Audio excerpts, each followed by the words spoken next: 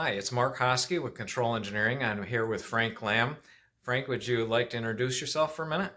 Yes, my name is Frank Lamb, and I have a small company called Automation Consulting in the Nashville area.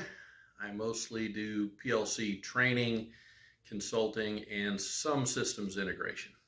Frank's going to tell us three critical things to know about PLC programming and one you might not have thought about. Thanks, Mark.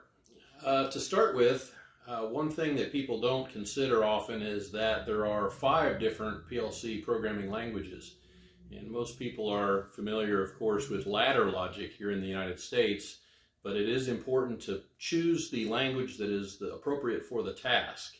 In many cases, things like structured text or sequential function charts may be the right choice for the type of programming that you're doing.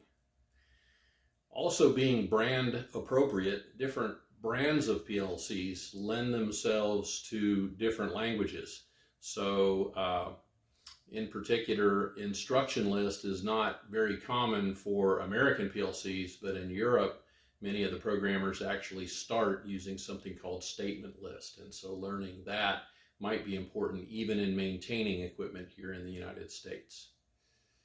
Another thing to consider that people might not have thought about is that there are other tools that are common to all PLCs, such as Microsoft Excel. Excel allows you to prepare tags for the different brands ahead of time and import them in a format that the particular brand might be able to use. And that allows you to just type your tags and data in one time and then reuse it, importing it into the different sections of your programs. Another thing might be object-oriented programming, which is becoming a very big thing, building your programs in different modules and making sure that the modules can stand alone. And one thing that somebody might not have thought about that would help them with PLC programming? That would have been the tool that I mentioned.